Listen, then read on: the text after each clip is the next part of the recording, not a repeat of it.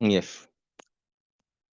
ठीक है, तो कल हम लोगों ने लाइपोप्रोटीन्स की बात करी थी, और हम लोगों ने ये बात करा था कि total cholesterol, LDL, HDL, triglyceride and VLDL, है ना, ये सब चीजें यहाँ पे हम लोगों को मिलती हैं, जो कि हम लोग लिपिड के टेस्ट कराते हैं। और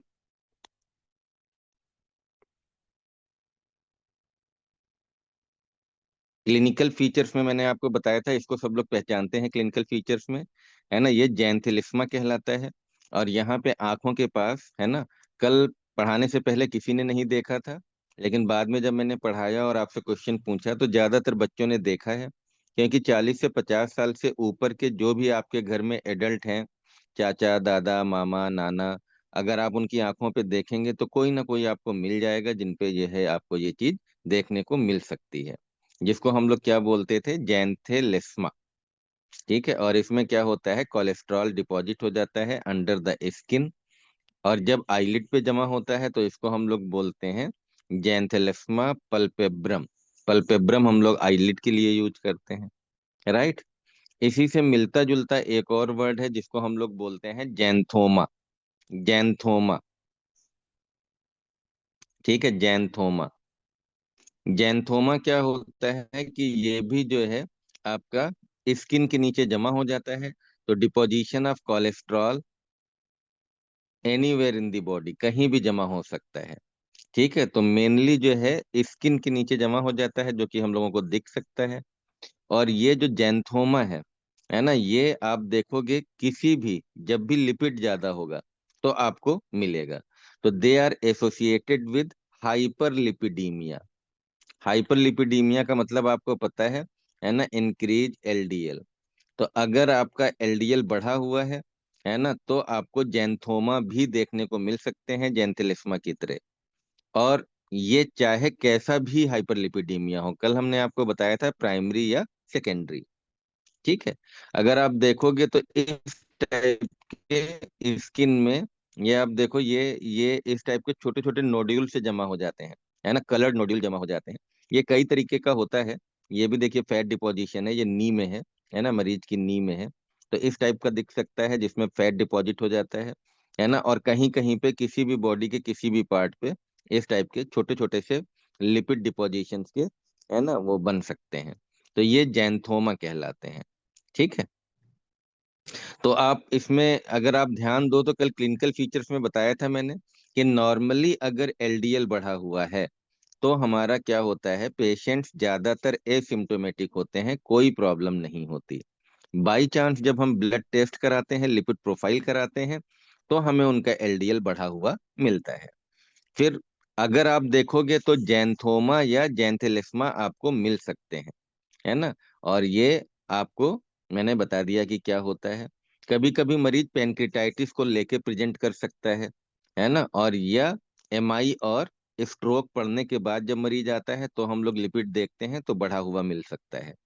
तो ये है क्लिनिकल फीचर्स। अगर आप बात करें तो नॉर्मली आप याद कर सकते हैं, ऑफन एसिम्टोमेटिक, नॉर्मली कोई प्रॉब्लम नहीं होती है एक्सेप्ट जैंथोमा एंड जैंथेलिस्मा, जो कि वो भी इतने कॉमन नहीं है, लेट स्टेज में हमें मिलते हैं, राइट।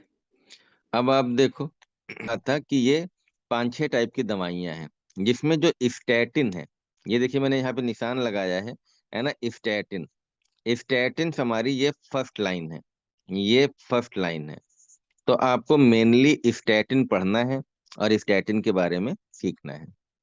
तो आज हम लोग स्टैटिन के बारे में ही बात करेंगे। ये देखिए, ये आपकी हाइपोलिपिडेमिक ड्रग्स है,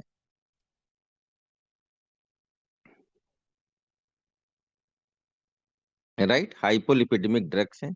तो ये टोटल कितने ग्रुप हैं, तो पहला ग्रुप है इसमें एचएमजी को एंजाइम रिडक्टेज इनहिबिटर्स, जिनको हम लोग स्टैटिन्स बोलते हैं। और मैंने बताया आपको कि यही हमारी क्या है, फर्स्ट लाइन है, यही हमारी फर्स्ट लाइन है। ये आप सबको याद करनी है। इनमें लोवास्टैटिन, सिम्वास्टैटिन, प्रावास्टैटिन, एटोरवास्टैटिन, रोजुवास्टैटिन एंड पिटवास्टैटिन। स्टैटिन सबके पीछे लगा रहता है, स्टैटिन। तो इसको शॉर्ट में हम लोग स्टैटिन बोलते हैं। ठीक है, तो ये आप लोग याद कर लेना। इसके अलावा फिर जो सेकंड ग्रुप है, सेकेंड ग्रुप अगर आपको याद करना है तो आप लोग याद कर लेंगे फाइब्रेट्स करके, फाइब्रेट्स। और इनमें अगर आप देखोगे तो क्या क्या है फाइब्रेट्स में, बेजा fibrate and Fino fibrate and GeM फाइब्रोजिल। तो यहाँ पे ये दो तीन दवाइयां आपको याद करनी है। एक ड्रग भी आप और याद कर सकते हो, ये है एजिटिमाइब, है ना, ये नंबर 3, नंबर 3 ग्रुप, ये थर्ड ग्रुप है। ये एब्जॉर्प्शन नहीं होने देती है, इंटेस्टाइन से कोलेस्ट्रॉल का एब्जॉर्प्शन नहीं होता है, एजिटिमाइब इसको बोलते हैं। ये सब हम लोग बाद में डिटेल में पढ़ेंगे।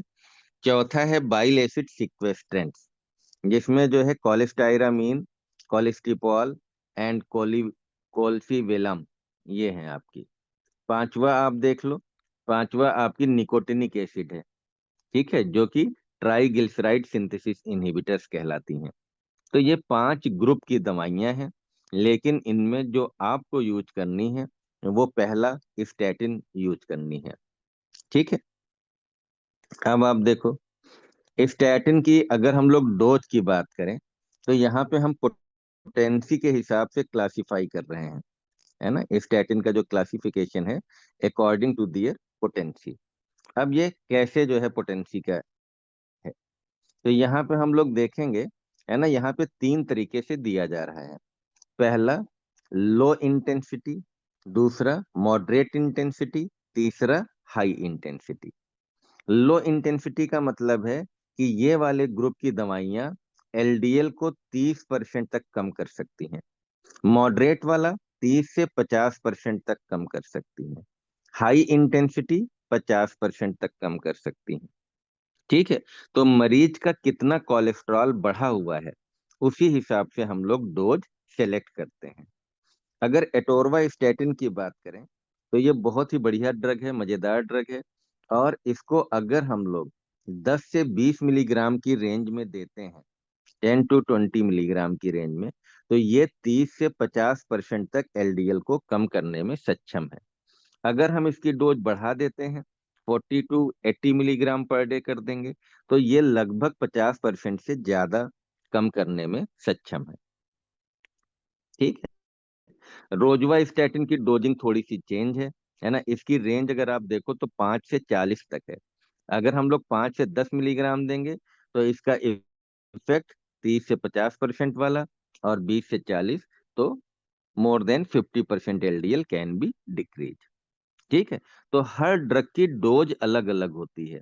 एटोरवास्टैटिन की रेंज आपने देखी, एटोरवास्टैटिन की जो रेंज है वो कितनी हो गई, 10 टू 80, जबकि रोजुवास्टैटिन की डोज कितनी हो गई, 5 टू 40, राइट। सिम्वास्टैटिन की देखेंगे तो ये 10 टू 40 है, सिम्वास्टैटिन, है ना। लेकिन अब आप देखो ये ज्यादा इफिकेशियस नहीं है, क्योंकि ये मैक्सिमम इसकी जो कैपेसिटी है, मैक्सिमम डोज इसकी कितनी है, 40 मिलीग्राम। और इस मैक्सिमम 40 मिलीग्राम की डोज पे, मैक्सिमम 40 मिलीग्राम की डोज पे ये 50% तक कोलेस्ट्रॉल कम कर सकती है ना। यहाँ पे आप देखो इस पे ये कोई एक्शन नहीं है, मतलब ये बहुत ज्यादा कोलेस्ट्रॉल कम करने में सक्षम नहीं है। नीचे इसी तरीके से देखेंगे, इसका भी यही हाल है, ये अपनी मैक्सिमम डोज पे केवल 50% तक कोलेस्ट्रॉल कम कर सकती है ना। नीचे ये 40 है। तो सबकी डोजिंग स्टैटिन बहुत कम जरूरत पड़ती है, 1 से 4 मिलीग्राम में ही काम हो जाता है। अब आपको समझ में आ गया। इसका मतलब अगर सबसे इफिकेशियस की बात करें, सबसे दमदार की बात करें, तो ये दो दवाइयां सबसे दमदार हैं, एटोरवास्टैटिन एंड रोजुवास्टैटिन, क्योंकि ये आपकी मोर देन 50% तक कवर कर सकती हैं। तो इनको हम लोग बोलते हैं मोस्ट एफिकेशियस।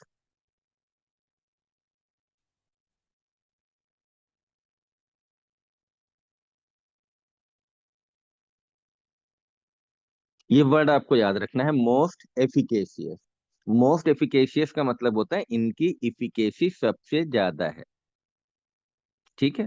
तो मोस्ट एफिकेशियस आपकी कौन सी हो गई, एटोरवास्टैटिन एंड रोजुवास्टैटिन, ये आपको याद रखना है, ठीक है। अगर कोलेस्ट्रॉल जस्ट थोड़ा बहुत बढ़ा हुआ है तो आप कोई भी दे सकते हैं, कोई दिक्कत नहीं है। चाहे सिम्वास्टैटिन दे दें, प्रावास्टैटिन दे दें, फ्लूवास्टैटिन दे दें, कोई भी दे दें। ठीक है, तो ये डोजिंग आपको याद रहेगी।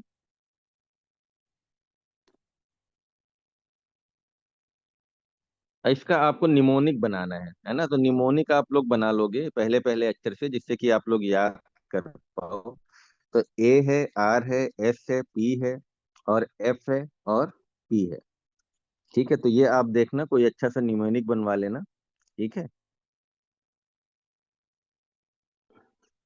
जब 2-3 बार पढ़ते हैं तो खुद ही याद हो जाता है, कोई दिक्कत नहीं होती है ना? लेकिन अगर नहीं याद कर पा रहे हैं तो आप ऐसे याद कर सकते हैं। ठीक है, तो कोई निमोनिक बना लेना इसका। तो एक बार चैट सेक्शन में आ जाओ।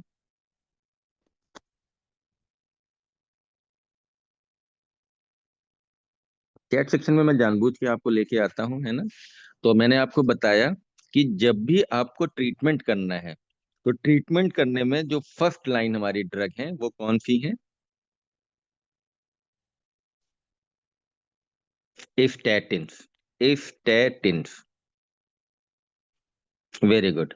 स्टैटिन्स। और इनमें जो मोस्ट एफिकेशियस हैं, जिनकी इफिकेसी सबसे ज्यादा है, जो सबसे पावरफुल है, वो दो आपको याद करनी है। कौन सी है most efficacious? Atorvastatin and rosuvastatin. Atorvastatin and rosuvastatin. Very good. तो आगे हम लोग देखते हैं। अब अगर हम लोग बात करें तो इनका मैकेनिज्म ऑफ एक्शन क्या है ना? स्टैटिन का मैकेनिज्म ऑफ एक्शन क्या है?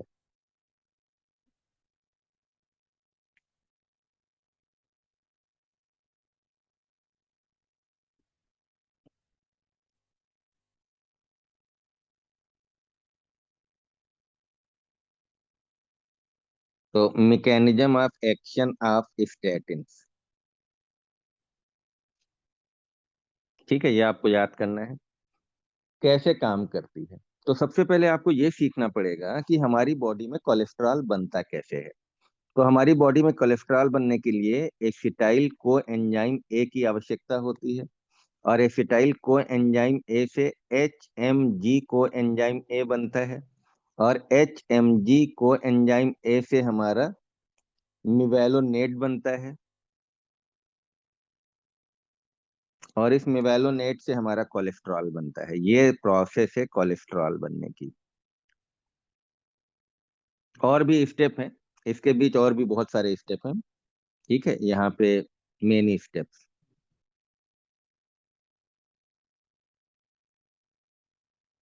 पर वो हम लोग सारे स्टेप्स याद करने की जरूरत नहीं है, जैसे नीट में रटते थे। अब एच एम जी से जो मिवेलोनेट बनता है, तो यहाँ पे हमारा एक एंजाइम चाहिए होता है। उस एंजाइम का आपको नाम याद करना पड़ेगा यहाँ पे। और उस एंजाइम को हम लोग बोलते हैं H M G CoA reductase inhibitor.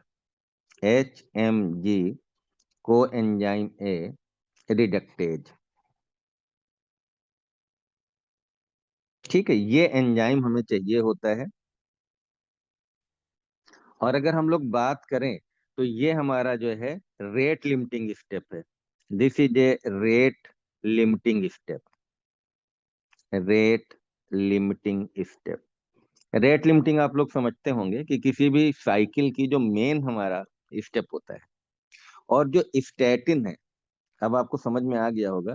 Statin ये क्या करते हैं? इस एंजाइम को इनहिबिट कर देते हैं। तो statins are inhibitors of H M G को एंजाइम रिडक्टेज। राइट। और अगर ये एंजाइम हमारा इनहिबिट हो जाएगा तो मेवेलोनेट नहीं बन पाएगा। और अगर उस वो नहीं बनेगा तो आगे के सारे स्टेप रुक जाएंगे, और अल्टीमेटली कोलेस्ट्रॉल नहीं बन पाएगा। तो हम जो है कोलेस्ट्रॉल के बनने की सिंथेसिस को रोक देते हैं बाई स्टैटिन। तो आई थिंक आप लोगों को ये बात भी समझ में आ गई, राइट? अब यहाँ पे एक और बड़ी इंपॉर्टेंट बात है। वो क्या है? कि ये एंजाइम जो है एचएमजी को एंजाइम ए, ये रात में सबसे ज्यादा काम करता है। ठीक है, तो इसकी जो मैक्सिमम एक्टिविटी एट मिडनाइट है,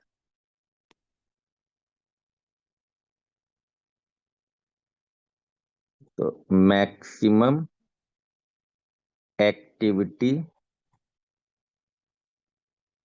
एट मिडनाइट, मतलब जब रात में हम लोग सो रहे होते हैं तो ये एंजाइम सबसे ज्यादा काम करता है। अच्छा, अब इसका मतलब आप समझ रहे हो कि स्टैटिन हमें तब देना है जब ये एंजाइम काम कर रहा हो, तभी तो हमें रोकना है। इसीलिए हमें क्या करना पड़ता है, सो स्टैटिन को हमारा बेड टाइम पे देना ज्यादा अच्छा होता है। अगर हम सुबह देंगे तो रात तक स्टैटिन हमारी यूरिन से बाहर निकल जाएगी, तो उतना इफेक्ट नहीं आएगा, थोड़ी बहुत बचेगी। लेकिन अगर हम रात में देंगे तो एब्जॉर्ब होके वो 12-1 बजे तक ब्लड में मैक्सिमम लिमिट में पहुंचेगी, और उसी समय ये एंजाइम काम कर रहा होगा, तो ये एंजाइम आपका ब्लॉक हो जाएगा। ठीक है। All statin all statins are administered at bedtime at bedtime to obtain maximum effectiveness। अब आप समझ गए। तो अगर स्टैटिन का सही इस्तेमाल करना है तो मरीज को जब भी स्टैटिन लिखेंगे तो उससे बताएंगे कि भाई सुबह नहीं खाना, दोपहर में मत खाना, रात में खाना। ठीक है, रात में खाना। अब ये बात भी आपको समझ में आ गई। अब यहाँ पे एक एडवांटेज है हमारा, नोट। क्या एडवांटेज है वो भी मैं आपको बता देता हूँ। यहाँ पे फिर से हम दो दवाइयों की बात करेंगे जो हमारी मोस्ट इफिकेशियस थी, है ना। एक थी हमारी एटोरवा स्टैटिन और दूसरा हमारी थी रोजुवा स्टैटिन। ठीक है। इन दोनों दवाइयों की जो प्लाज्मा हाफ लाइफ है वो बहुत ज्यादा है। ठीक है। तो इन दोनों की long plasma half life, long plasma half life. इसका मतलब समझते हो, इसका मतलब यह है कि ये प्लाज्मा से इतनी जल्दी नहीं निकलते हैं, ये प्लाज्मा से इतनी जल्दी नहीं निकलते हैं। तो इसका फायदा क्या हुआ कि ये हम लोग किसी भी टाइम पे दे सकते हैं, है ना। ये किसी भी टाइम पे हम लोग दे सकते, बेटर है कि रात में दें तो ज्यादा बढ़िया है ना। लेकिन हम लोग अगर दिन में भी देंगे तो कोई बहुत ज्यादा फर्क नहीं पड़ेगा। ठीक है। तो मे बी गिवन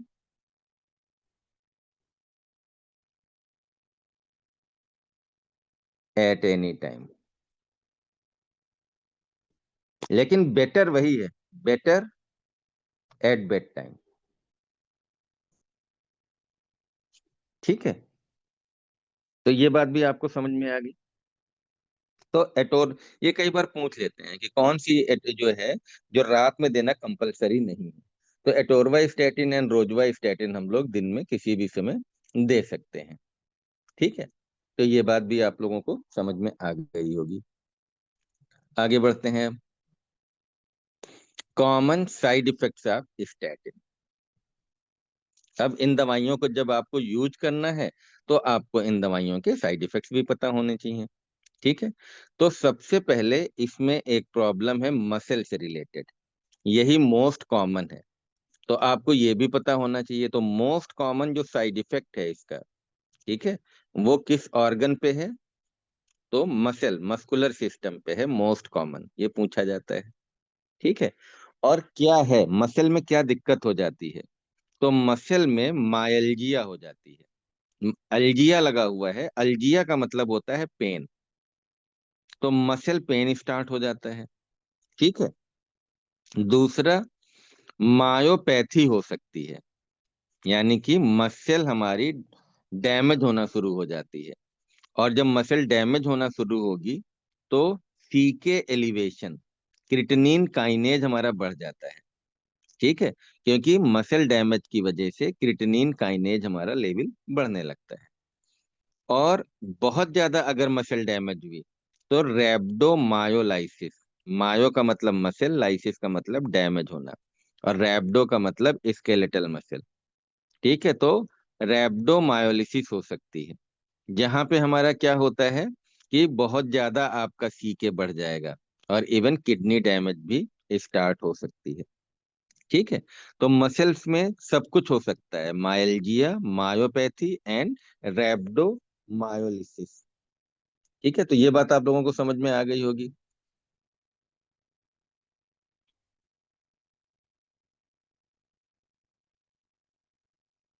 तो एक बार आप लोग फिर से चैट सेक्शन में आ जाओ।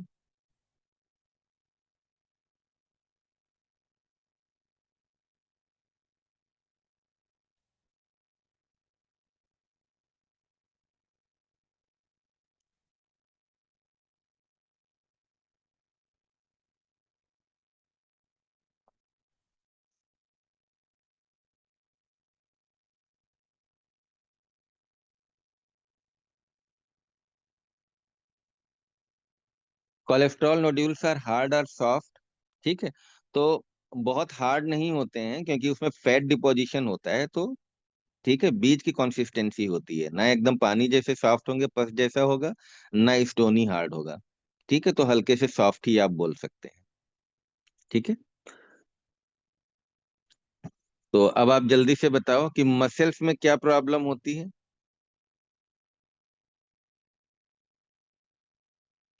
मसल्स में क्या क्या दिक्कतें मिल सकती हैं।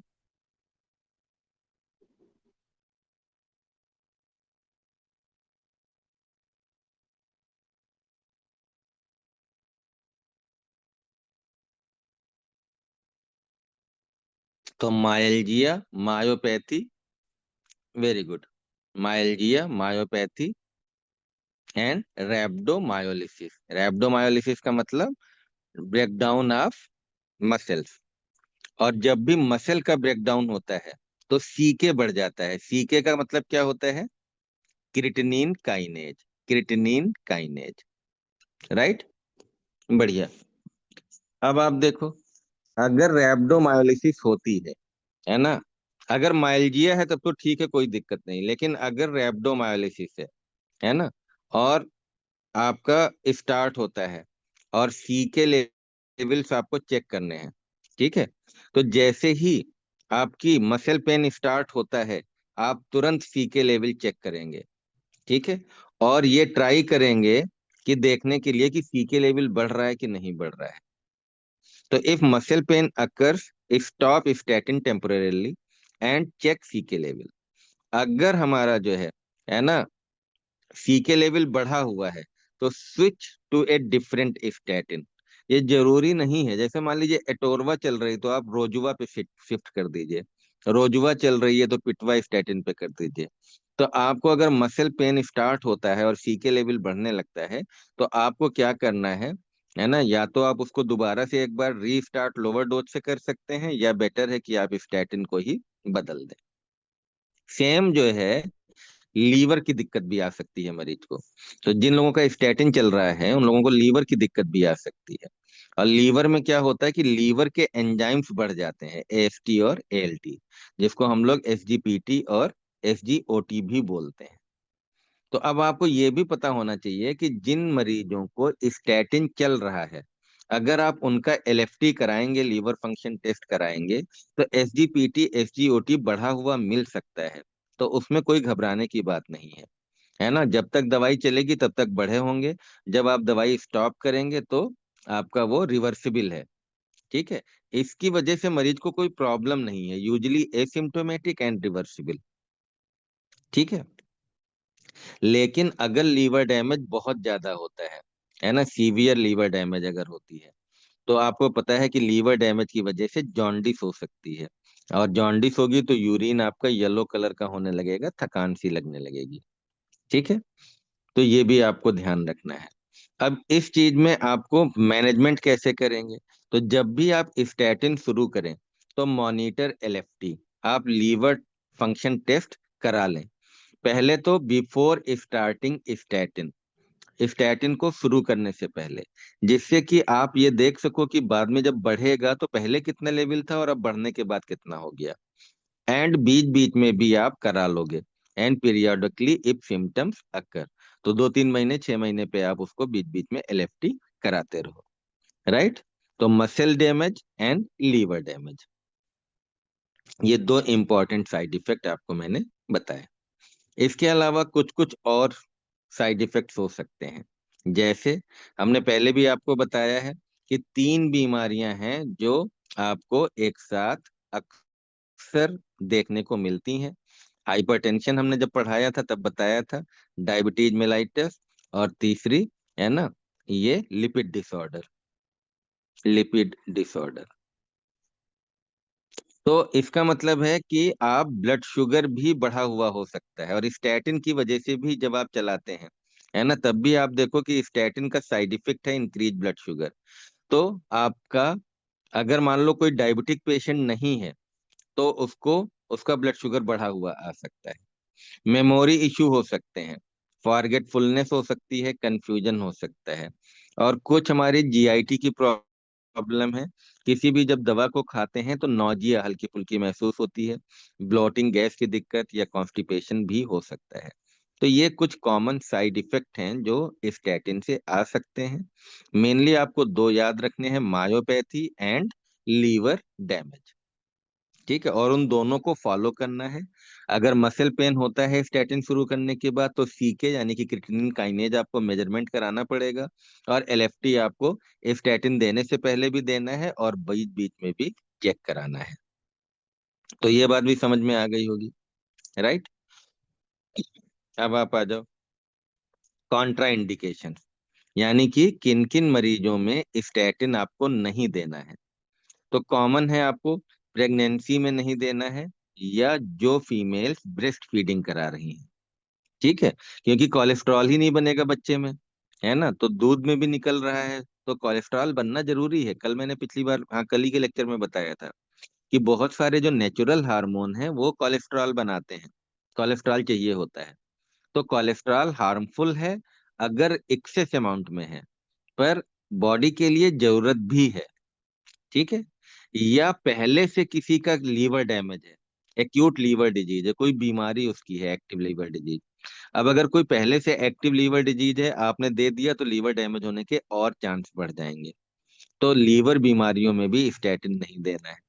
या, है ना, कुछ कुछ किडनी डिजीज में भी नहीं देना है, सीवियर रीनल डिजीज अगर है ना। और अगर किसी को है भी रीनल डिजीज है, तो आप कौन सा स्टैटिन दे सकते हैं, pravastatin is preferred in kidney disease. तो प्रावा स्टैटिन हमारा उतना किडनी को डैमेज नहीं करता, तो आप प्रावा स्टैटिन दे सकते हैं।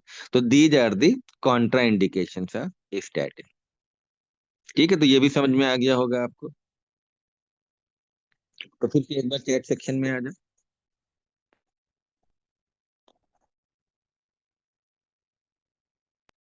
तो स्टैटिन देने से पहले कौन सा ब्लड टेस्ट जरूरी है? एलएफटी और एलएफटी।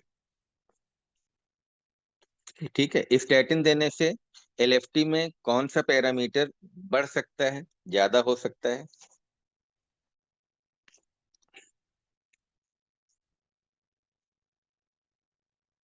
नहीं नहीं, क्रिएटिनिन काइनेज तो अलग चीज है भाई, ये एलएफटी में नहीं आता है। Creatinine kinase is not in LFT. LFT में क्या आता है, एसजीपीटी, एसजीओटी, जिसके दूसरे नाम है AST and ALT, aspartate transaminase and alanine transaminase, जिनका दूसरा नाम एसजीपीटी एंड एसजीओटी है। ठीक है, पैथो आप पढ़ोगे तो उसमें हमने पढ़ाया हुआ है आपको, एसजीपीटी एसजीओटी क्या होता है, एलटी एसटी क्या होता है। तो लीवर डैमेज अगर होना है तो फिर ये देखते हैं हम लोग। ठीक है, तो स्टैटिन का ये बहुत ज्यादा इंपॉर्टेंट रोल है। तो कौन सी दो स्टैटिन है जिनका प्लाज्मा हाफ लाइफ बहुत ज्यादा है? कौन से दो स्टैटिन है जिनकी प्लाज्मा हाफ लाइफ बहुत ज्यादा है? एटोरवा स्टैटिन है, रोजुवा स्टैटिन। ठीक है, ये किस एंजाइम को इनहिबिट करते हैं? स्टैटिन किस एंजाइम को इनहिबिट करते हैं? स्टैटिन किस एंजाइम को इनहिबिट करते हैं? HMG को एंजाइम ए रिडक्टेज। HMG को एंजाइम ए रिडक्टेज। HMG को एंजाइम ए रिडक्टेज। ये रेट लिमिटिंग स्टेप है, रेट लिमिटिंग स्टेप है। ठीक है, तो ये आप लोगों को याद करना है कोलेस्ट्रॉल सिंथेसिस में, this is the rate limiting step. Very good. तो थोड़ा सा और आगे बढ़ते हैं।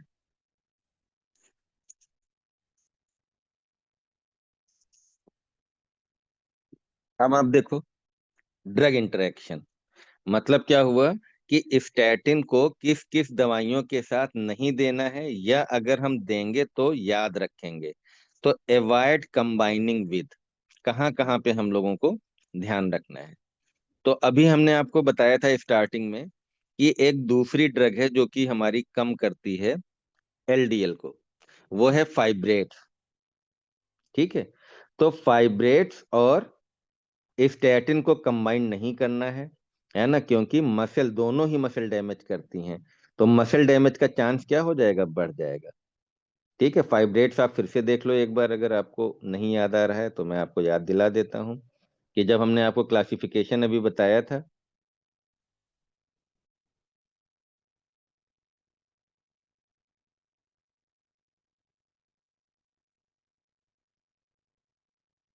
ये, ठीक है, तो यहाँ पे आप देखो HMG को एंजाइम रिडक्टेज इनहिबिटर है, ठीक है, स्टैटिन, और दूसरा ये फाइब्रेट्स है। ठीक है, तो ये दोनों ही आपके क्या कर रहे हैं, मसल डैमेज कर रहे हैं। तो ये ए और ये बी, A एंड B, इन दोनों को अगर एक साथ देते हैं तो A and B both may cause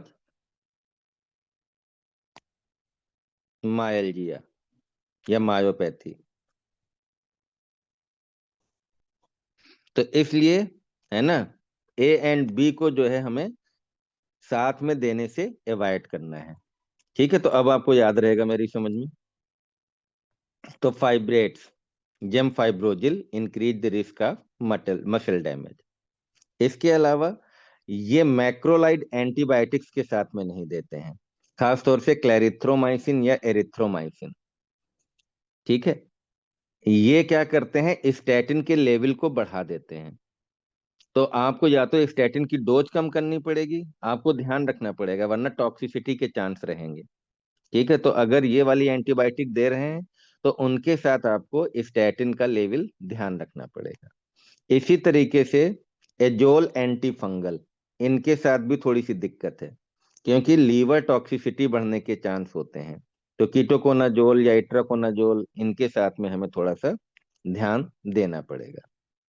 ठीक है, ग्रेप फ्रूट जूस, तो इसमें क्या होता है, ग्रेप फ्रूट जूस इसकी वजह से इनहिबिट द मेटाबॉलिज्म ऑफ, ये भी जो है आपका, है ना, टॉक्सिसिटी, यानी कि स्टैटिन लेवल बढ़ने का चांस होता है।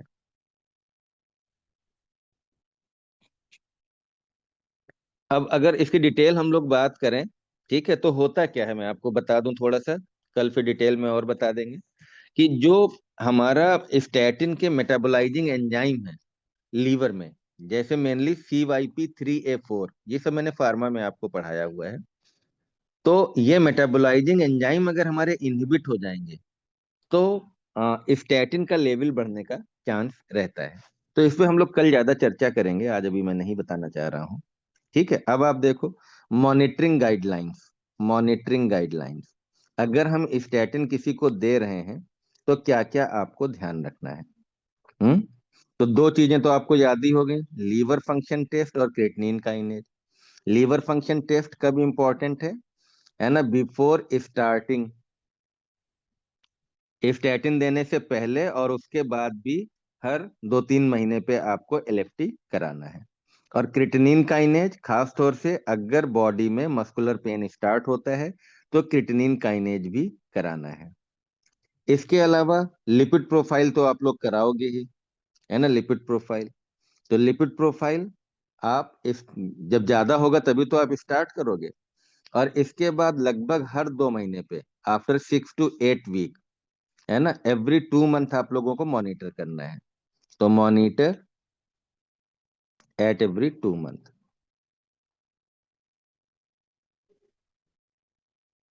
ठीक है, आज आपने स्टैटिन शुरू करी, तो फिर हम देखेंगे 2 या 3 महीने बाद कि कितना इफेक्ट आया।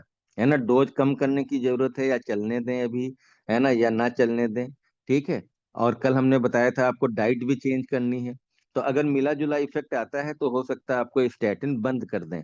है ना, अगर डाइट कंट्रोल और सब कुछ ठीक है, एक्सरसाइज और वो सब शुरू कर देते हैं, तो 2-3 महीने 4 महीने के बाद अगर एलडीएल लेवल आपका नॉर्मल आ जाता है, तो आप स्टैटिन को बंद भी कर सकते हैं। ठीक है। तो ये समझ में आ गया मॉनिटरिंग गाइडलाइंस। तो ये टोटल स्टैटिन के बारे में था, जो कि हमने आपको बहुत शॉर्ट में और बहुत कंसाइज करके बिल्कुल टू द पॉइंट हमने आपको चीजें बता दी हैं। राइट।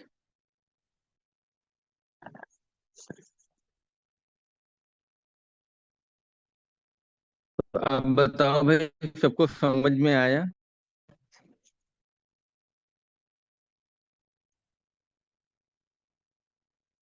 समझ में आया सबको?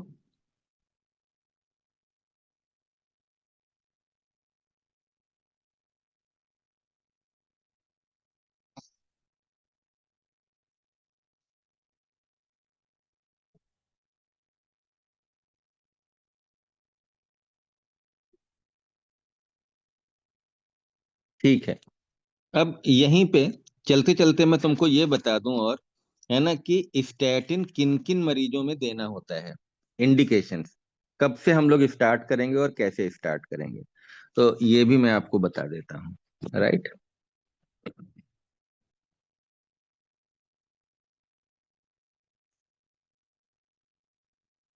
बल्कि यहाँ पे बता देता हूँ, मैकेनिज्म ऑफ एक्शन।